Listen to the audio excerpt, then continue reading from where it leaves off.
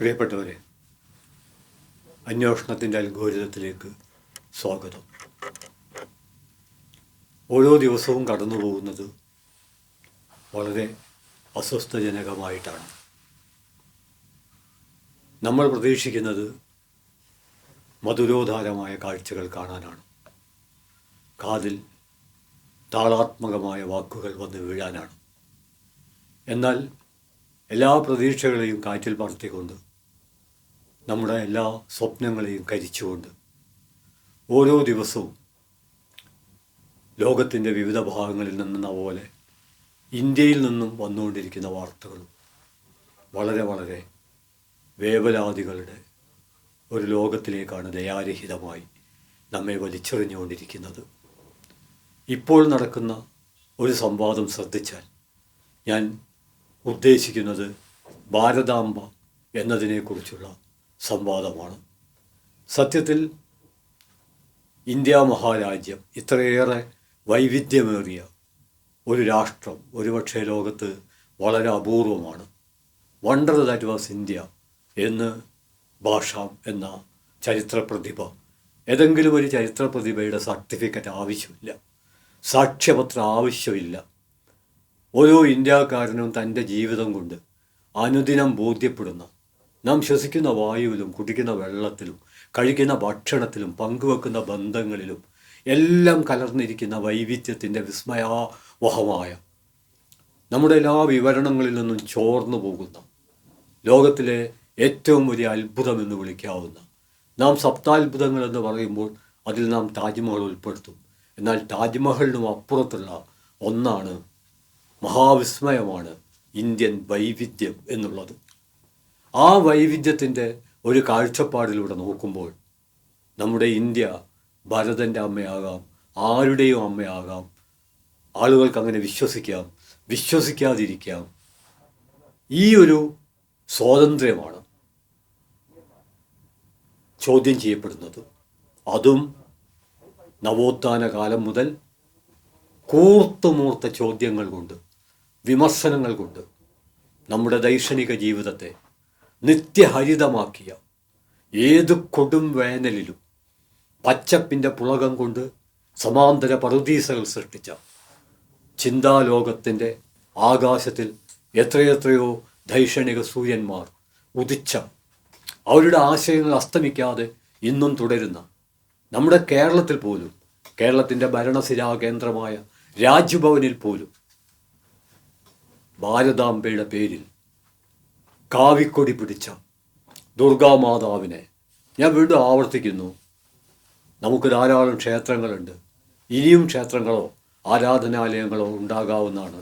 ആർക്കും അവരുടെ വിശ്വാസമനുസരിച്ച് ദുർഗാദേവിയെ ആരാധിക്കാവുന്നതാണ്.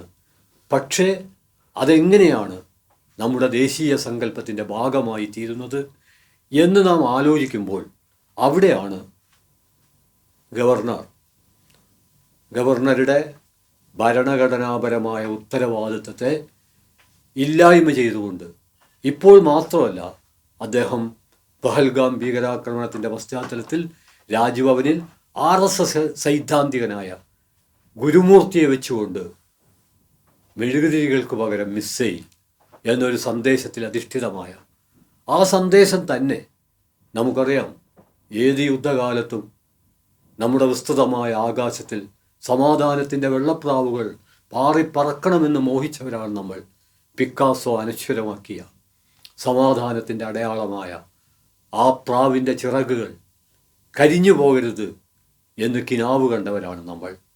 പക്ഷേ ഇപ്പോൾ നമ്മൾ സമാധാനത്തിൻ്റെ മെഴുകുതിരികൾ ഊതിക്കെടുത്തുകയാണ്. നമ്മൾ സമാധാനത്തിൻ്റെ പ്രാവിൻ്റെ ചിറക് മാത്രമല്ല, കഴുത്തും വെട്ടുകയാണ്. അതുകൊണ്ട് രാജ്ഭവനിൽ RSSൻ്റെ സൈദ്ധാന്തികൻ ഗുരുമൂർത്തി യുദ്ധത്തെ ഒരാഘോഷമായി, ആർഭാടമായി അവതരിപ്പിക്കുമ്പോൾ അത് കേരളത്തിൻ്റെ മാത്രമല്ല, അത് ലോകത്തെങ്ങുമുള്ള മനുഷ്യരുടെ ജനായത്ത ബോധ്യത്തിനേൽക്കുന്ന ഏറ്റവും വലിയ മുറിവാണ്. അതിൻ്റെ തുടർച്ചയിലാണ് പരിസ്ഥിതി ദിനത്തിൽ ഭാരതാംബയെ പ്രതിഷ്ഠിച്ചുകൊണ്ട് അവിടെ ഗവർണർ നടത്തിയ രാഷ്ട്രീയ നാടകം. ഗവർണറെ സംബന്ധിച്ചിടത്തോളം അദ്ദേഹം ഇത് നടത്തിയത് ഏതെങ്കിലും RSS ശാഖയിലായിരുന്നുവെങ്കിൽ അത് അദ്ദേഹത്തിൻ്റെ സ്വകാര്യ രാഷ്ട്രീയ അഭിപ്രായത്തിൻ്റെ ആവിഷ്കാരം എന്ന നിലയിൽ ജനങ്ങൾ മനസ്സിലാക്കുമായിരുന്നു.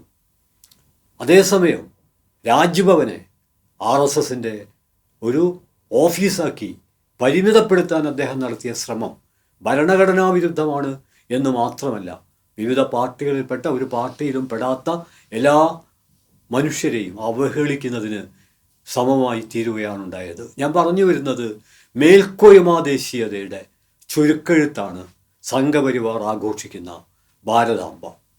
അതിൻ്റെ വേരുകൾ തിരക്കി നാം പിറകോട്ട് പോയാൽ അതിനെ ഇന്ത്യൻ സ്വാതന്ത്ര്യ സമരത്തിൽ, സാമ്രാജ്യത്വ വിരുദ്ധ സമരത്തിൽ, ജന്മിത്വ വിരുദ്ധ സമരത്തിൽ, മുതലാളിത്ത വിരുദ്ധ സമരത്തിൽ നമുക്കതിനെ കാണാൻ പറ്റില്ല. മറിച്ച് അതിനെ നമ്മുടെ ദേശീയതയും പുരാണത്തെയും കൂട്ടിക്കുഴയ്ക്കുന്ന, നമ്മുടെ ദേശീയ ബോധത്തിൻ്റെ അവികസിതമായൊരു പശ്ചാത്തലത്തിൽ മാത്രമേ നമുക്കതിനെ കാണാൻ കഴിയുകയുള്ളൂ. അതുകൊണ്ട് ഭാരതാംബയുടെ സംവാദം ഇന്ത്യൻ ദേശീയതയെക്കുറിച്ചുള്ള വലിയൊരു സംവാദമായി നാം വികസിപ്പിക്കേണ്ടതുണ്ട്.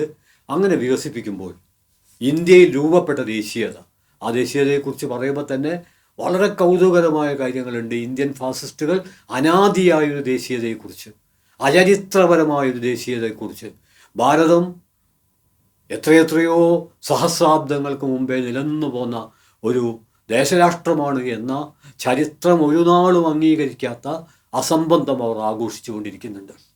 നമുക്കെല്ലാവർക്കും അറിയാവുന്നതുപോലെ ഇന്ത്യ മാത്രമല്ല, ഇന്ത്യൻ യൂണിയൻ മാത്രമല്ല, ലോകത്തിലെ എല്ലാ രാജ്യങ്ങളും സാമൂഹ്യ വളർച്ചയുടെ ഒരു പ്രത്യേക ഘട്ടത്തിൽ രൂപം കൊണ്ടതും രൂപപ്പെട്ടുകൊണ്ടിരിക്കുന്നതുമാണ്.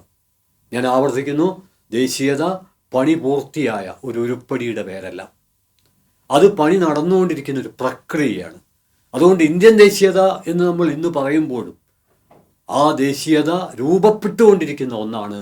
ആ രൂപപ്പെടൽ പ്രക്രിയയിൽ നമുക്ക് പങ്കെടുക്കാൻ കഴിയുന്നത് നമ്മൾ വൈവിധ്യത്തെ അംഗീകരിക്കുമ്പോൾ, പരസ്പരം അംഗീകരിക്കുമ്പോൾ മാത്രമാണ്.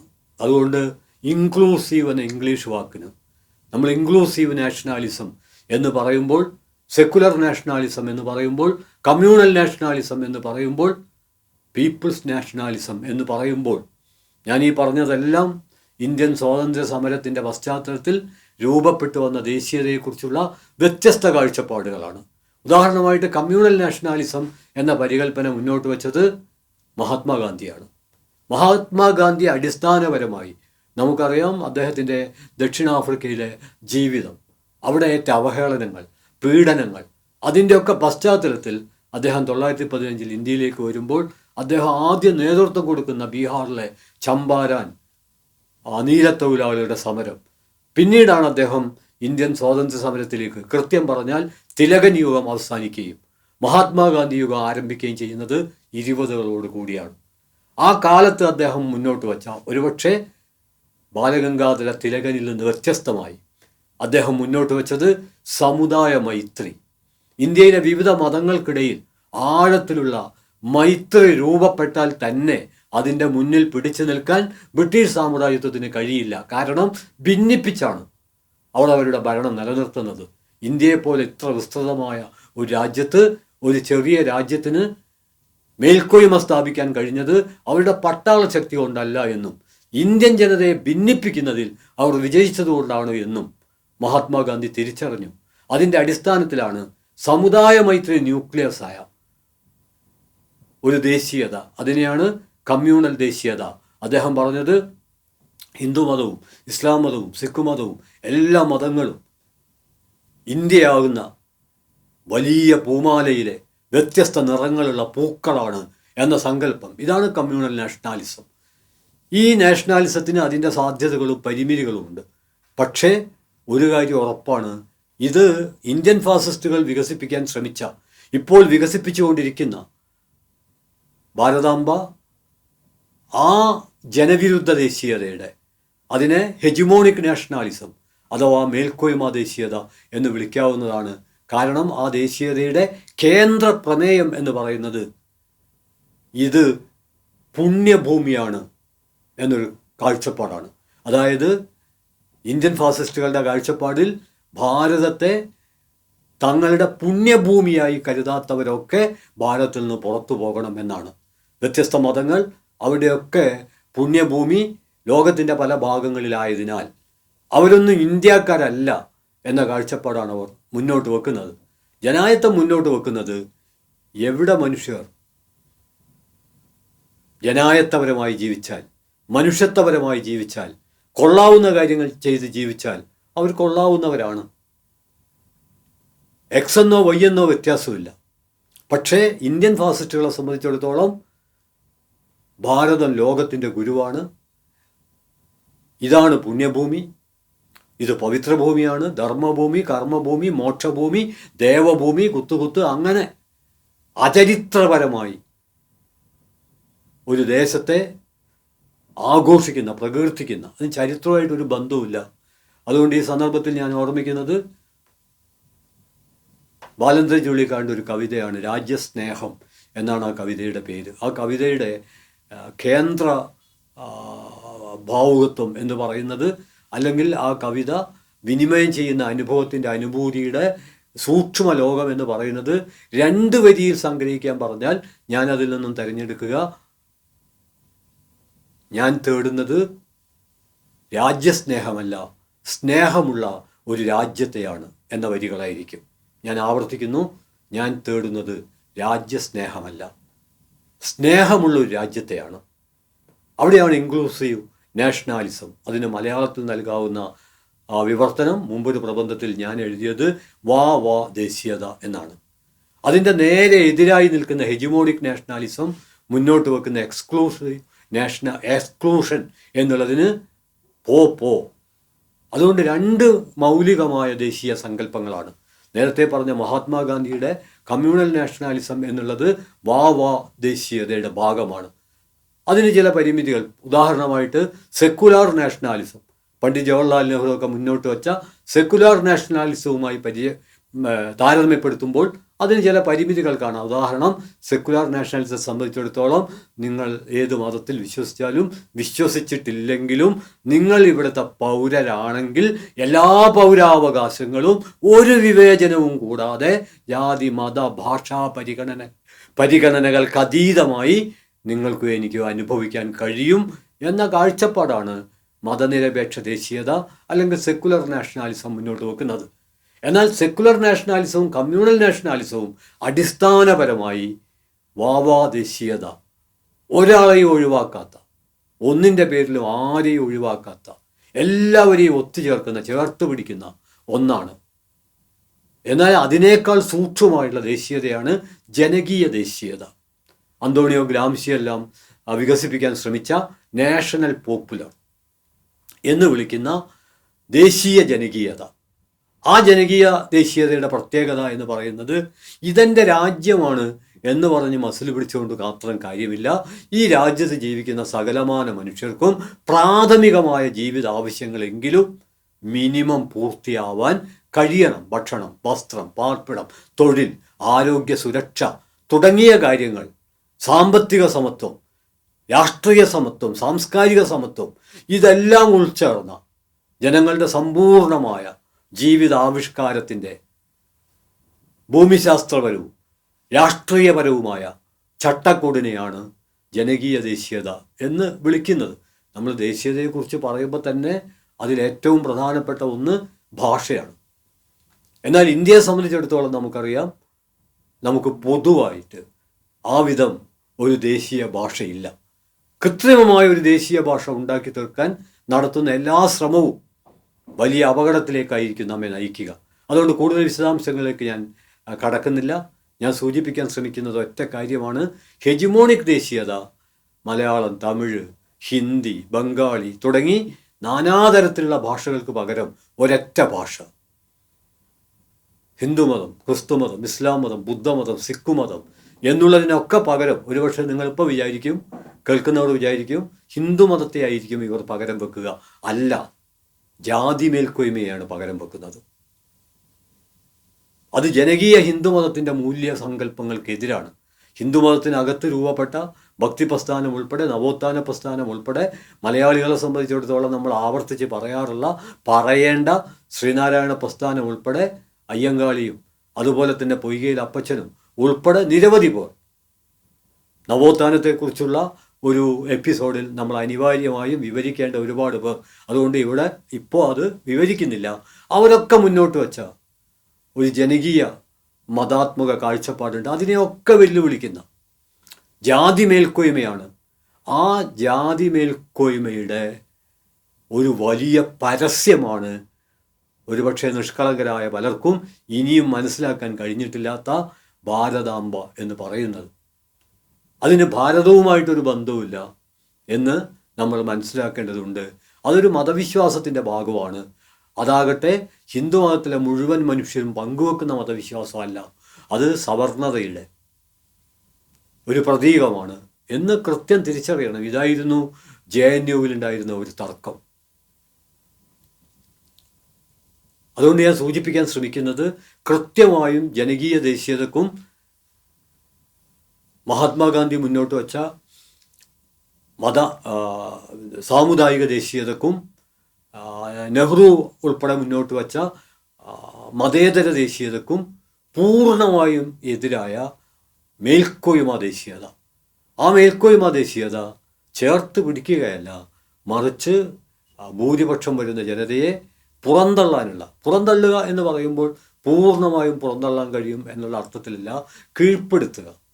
നിങ്ങളുടെ ഭക്ഷണം ശരിയല്ല, നിങ്ങളുടെ വസ്ത്രം ശരിയല്ല, നിങ്ങളുടെ വിശ്വാസം ശരിയല്ല, നിങ്ങളുടെ നിറം ശരിയല്ല, നിങ്ങളുടെ ഭാഷ ശരിയല്ല, നിങ്ങളുടെ ഉച്ചാരണം ശരിയല്ല, നിങ്ങൾ തന്നെ ഒരു മുഴു തെറ്റാണ് എന്ന രീതിയിൽ ഇന്ത്യയിലെ ഭൂരിപക്ഷം വരുന്ന വിവിധ മതത്തിൽപ്പെട്ടവർ, വിവിധ നിറത്തിൽപ്പെട്ടവർ, വിവിധ ലിംഗത്തിൽപ്പെട്ടവർ, അവരുടെയൊക്കെ ഒരു കാര്യം കൂടി നമ്മൾ ഭാരതാംബയെക്കുറിച്ചുള്ള ഈ കൃത്രിമ ഗവർണറാണ് ഇത് ഉയർത്തിക്കൊണ്ടുവന്നത് എന്ന് പറയുമ്പോൾ അതിൽ ഒരു കാര്യം കൂടിയുണ്ട്. RSS ശാഖയിലെ കഥകൾ പാഠപുസ്തകങ്ങളായി തീരുമ്പോൾ RSS ശാഖയിലെ പൂജകളും ആചാരങ്ങളും നമ്മുടെ രാജ്ഭവനിലേക്ക് വരെ കടന്നെത്തുമ്പോൾ മലയാളി പതിവ് അലസതയുടെ മെത്തയിൽ കിടന്നുറങ്ങാനാണ് ഭാവമെങ്കിൽ ഒരുപക്ഷെ പേരറിയുന്നവരും പേരറിയാത്തവരുമായ എത്രയോ മനുഷ്യർ ജീവത്യാഗത്തിലൂടെ നേടിയെടുത്ത, നിരവധി പരുക്കുകളോടെ നേടിയെടുത്ത പ്രകാശിക്കുന്ന നമ്മുടെ എത്രയെത്രയോ ജീവിത മൂല്യങ്ങൾ, ആ മൂല്യങ്ങൾ വലിയ വെല്ലുവിളി നേരിടും എന്ന കാര്യത്തിൽ യാതൊരു തർക്കവുമില്ല. അതുകൊണ്ട് ദേശീയതയെക്കുറിച്ചുള്ള അനാദിയായ ദേശീയത എന്ന ഹെജിമോണിക് നാഷണാലിസത്തിൻ്റെ അടിസ്ഥാന നിലപാടിനെയാണ് ഭാരതാംബയെക്കുറിച്ചുള്ള സംവാദത്തിൽ ജനാധിപത്യവാദികൾ പ്രശ്നവൽക്കരിക്കേണ്ടത് എന്നാണ് ഞാൻ സൂചിപ്പിക്കുന്നത്. നേരത്തെ ചുള്ളിക്കാടിൻ്റെ കവിതയെക്കുറിച്ച് പറഞ്ഞു. രാജ്യസ്നേഹം എന്നാണ് കവിതയുടെ പേര്. ആ കവിതയിൽ ചോദിക്കുന്നുണ്ട്, പണ്ട് ചില രാജ്യങ്ങൾ ഉണ്ടായിരുന്നു, ആ രാജ്യങ്ങൾ ഇന്ന് എവിടെ വഞ്ചി രാജ്യം, എവിടെ കൊച്ചു രാജ്യം? പണ്ട് പാകിസ്ഥാൻ ഉണ്ടായിരുന്നില്ല, ബംഗ്ലാദേശ് ഉണ്ടായിരുന്നില്ല, ആദിയിൽ രാജ്യങ്ങൾ ഉണ്ടായിരുന്നില്ല.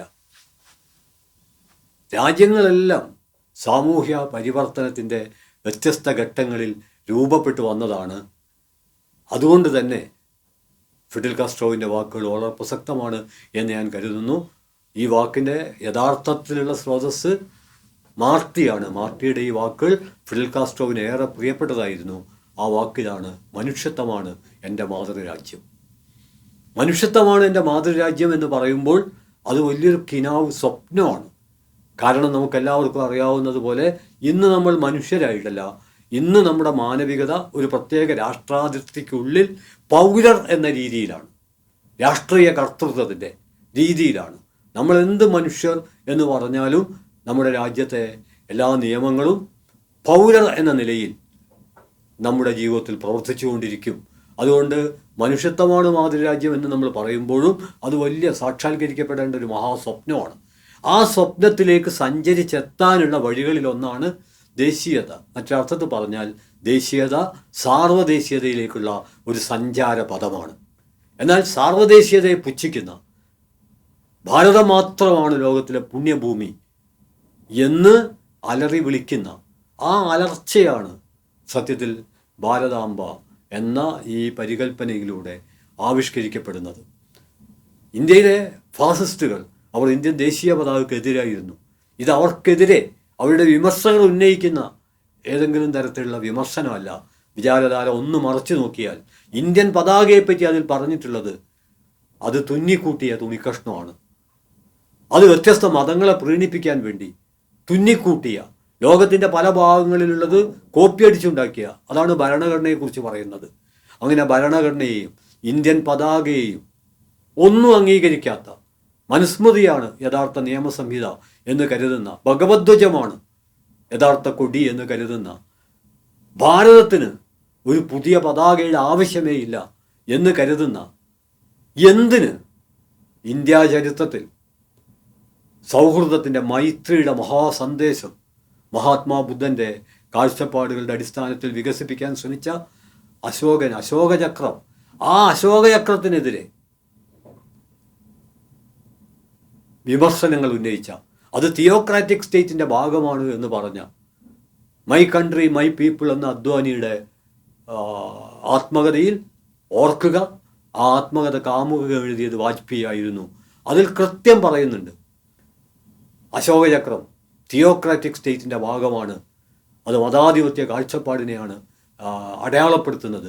ഞാൻ പറഞ്ഞു വന്നതിൻ്റെ ചുരുക്കം ഇത്രമാത്രമാണ്. ഇന്ത്യൻ ഭരണഘടനയെ അംഗീകരിക്കാത്ത, ഇന്ത്യയുടെ പതാകയെ അംഗീകരിക്കാത്ത, ഇന്ത്യയുടെ ജനായത്ത മൂല്യങ്ങൾ അംഗീകരിക്കാത്ത, സാമ്രാജ്യത്വ വിരുദ്ധ സമരത്തിൽ പങ്കെടുക്കാത്ത, ഒരു വലിയ യുദ്ധം മാത്രമാണ് സ്വാഗതാർഹമെന്ന ചരിത്രത്തിലെ അങ്ങേയറ്റത്തെ അസംബന്ധം ഇപ്പോഴും ആവർത്തിച്ചു കൊണ്ടിരിക്കുന്ന ഇന്ത്യൻ ഫാസിസത്തിൻ്റെ ജനവിരുദ്ധ ദേശീയ സങ്കല്പമാണ് ഹെജിമോണിക് നാഷണാലിസം. ആ മേൽക്കോയ്മ ദേശീയതയുടെ ആവിഷ്കാരം മാത്രമാണ് രാജ്ഭവനിൽ കേരള ഗവർണർ ആവിഷ്കരിക്കാൻ ശ്രമിച്ചത്. അതിനെയാണ് കേരളം ധീരമായി ചോദ്യം ചെയ്തത്. അത് വളരെ അഭിമാനകരമാണ് എന്ന് പറയാതെ ഒരു മലയാളിക്കും ഇന്നല്ല നാളെയും കടന്നു പോകാൻ കഴിയില്ല. പക്ഷേ ഇവിടെ അവസാനിപ്പിക്കാനാവില്ല. കാരണം ഏറ്റവും സൂക്ഷ്മതലത്തിൽ മോളിക്കുലാർ മാനിപ്പുലേഷൻ, അതിസൂക്ഷ്മതലത്തിലുള്ള അട്ടിമറികൾ ഇന്ത്യൻ ഫാസിസ്റ്റുകൾ കേരളത്തിൽ നടത്തിക്കൊണ്ടിരിക്കുന്നുണ്ട്.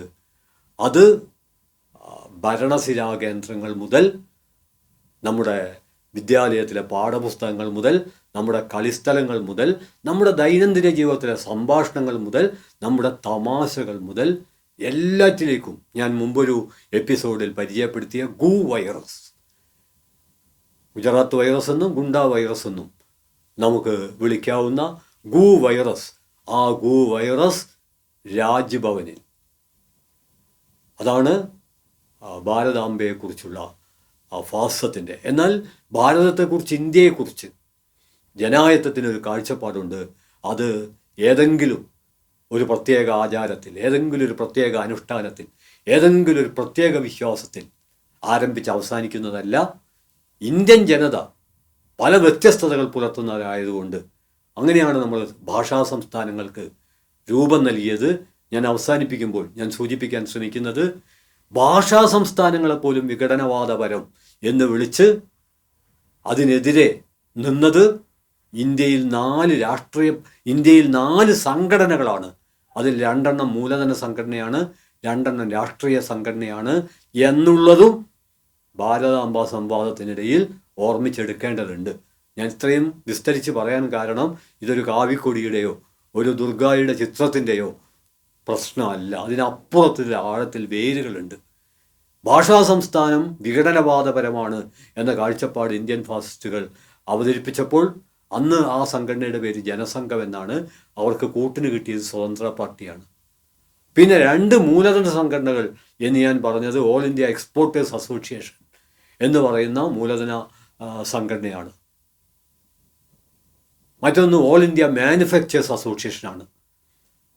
അങ്ങനെ ഉൽപാദന രംഗത്തുള്ള വ്യവസായികളുടെ സംഘടന, കയറ്റുമതി ഇറക്കുമതിയുമായി ബന്ധപ്പെട്ട വ്യാപാര സംഘടന, ജനസംഘം, സ്വതന്ത്ര പാർട്ടി, ഈ 4 സംഘടനകളാണ് ഭാഷാ സംസ്ഥാന രൂപീകരണത്തിന് എതിരായി നിന്നത്. പക്ഷേ അവരുടെ എതിർപ്പിനെ പൊളിച്ചുകൊണ്ടാണ് ഭാഷാ സംസ്ഥാനങ്ങൾ നിലവിൽ വന്നത്. അതിലവർക്ക് അമർഷമുണ്ട്. ആ അമർഷത്തെ അവർ അതിജീവിക്കാൻ വേണ്ടി പലതരത്തിലുള്ള അട്ടിമറികൾ സംഘടിപ്പിച്ചുകൊണ്ടിരിക്കുകയാണ്. ആ അട്ടിമറിയുടെ ഭാഗം കൂടിയാണ് ഭാരതാംബ എന്ന് നാം തിരിച്ചറിയേണ്ടതുണ്ട്. അതുകൊണ്ട് ഇന്ത്യൻ വൈവിധ്യത്തിന്, ഇന്ത്യൻ ജനതയുടെ ജീവിതത്തിന് ആര് കാവൽ നിൽക്കും എന്ന ചോദ്യത്തിന് ഉത്തരം നൽകുക എന്നുള്ളതാണ് ഏറ്റവും പ്രധാനപ്പെട്ട കാര്യം. അതിനുവേണ്ടി സൗഹൃദത്തിൻ്റെയും സ്നേഹത്തിൻ്റെയും സംവാദത്തിൻ്റെയും ഒരു അന്തരീക്ഷം, അതാണ് ഏറ്റവും പ്രധാനം. അതിന് പകരം ഗവർണർ നടത്തിയതുപോലെ രാജ്ഭവനിലേക്ക് ഒരു സംവാദവും ചർച്ചയുമില്ലാതെ നിലവിലുള്ള സർക്കാരിനോട് ആലോചിക്കുക പോലും ചെയ്യാതെ ഇത്തരത്തിലുള്ള സങ്കുചിതമായ ജാതി മേൽക്കോയ്മ ആചാരങ്ങൾ ഒളിച്ചു കടത്തി എന്ന വാക്ക് ഞാൻ ഉപയോഗിക്കില്ല, ഇടിച്ചു കടത്തി, അനുവദിക്കുകയില്ല എന്ന കേരള സർക്കാരിൻ്റെ തീരുമാനത്തെ അഭിവാദ്യം ചെയ്തുകൊണ്ട് കേരളത്തിലെ മുഴുവൻ ജനങ്ങളും എല്ലാ രാഷ്ട്രീയ അഭിപ്രായ വ്യത്യാസങ്ങൾക്കും അപ്പുറത്ത് ഇതിനൊപ്പം നിൽക്കും. എന്തുകൊണ്ടെന്നാൽ കേരളത്തിൽ പള്ളികളും ക്ഷേത്രങ്ങളും അമ്പലങ്ങളും തൊട്ട് സ്ഥിതി ചെയ്യുന്നു. വ്യത്യസ്ത മതവിഭാഗത്തിൽപ്പെട്ടവർ തൊട്ട് ഒന്നിച്ച് ജീവിക്കുന്നു, തങ്ങളുടെ വിശ്വാസം നിലനിർത്തിക്കൊണ്ട്. അങ്ങനെയുള്ള കേരളത്തിൽ കൗബൽറ്റ് എന്ന് അറിയപ്പെടുന്ന സംഘപരിവാറിൻ്റെ ശക്തി കേന്ദ്രങ്ങളായ ഉത്തർപ്രദേശിൻ്റെയും ഗുജറാത്തിൻ്റെയും ജീവിത രീതിശാസ്ത്രം അടിച്ചേൽപ്പിക്കാൻ അനുവദിക്കുകയില്ല എന്നും, മറിച്ച് കേരളത്തിൻ്റെ മാതൃക, പരസ്പരം കൂടിക്കലരുന്ന മാതൃക ഇന്ത്യയിലാകെ വ്യാപിപ്പിക്കാനുള്ള പ്രവർത്തനമാണ് ജനായത്ത ശക്തികൾ നേതൃത്വം നൽകേണ്ടത് എന്നും നമ്മെ ബോധ്യപ്പെടുത്തുന്ന തരത്തിലേക്ക് ആശയസംവാദത്തിൻ്റെ മണ്ഡലത്തിൽ ഇടപെടാനുള്ള ഒരു അവസരമായി ഗവർണറുടെ ഈ ജനാധിപത്യ വിരുദ്ധ നീക്കത്തെ മാറ്റി തീർക്കാൻ കഴിഞ്ഞാൽ ഉറപ്പാണ് നാം മുന്നോട്ടായിരിക്കും. അല്ലെങ്കിൽ നമ്മൾ മറിഞ്ഞു വീഴും. അത് സംഭവിക്കാതിരിക്കാനുള്ള ജാഗ്രതയാണ് നമ്മുടെ എല്ലാ അന്വേഷണങ്ങളും ആവശ്യപ്പെടുന്നത് എന്ന് മാത്രം പറഞ്ഞുകൊണ്ട് അഭിവാദ്യങ്ങൾ അർപ്പിക്കുന്നു, അവസാനിപ്പിക്കുന്നു.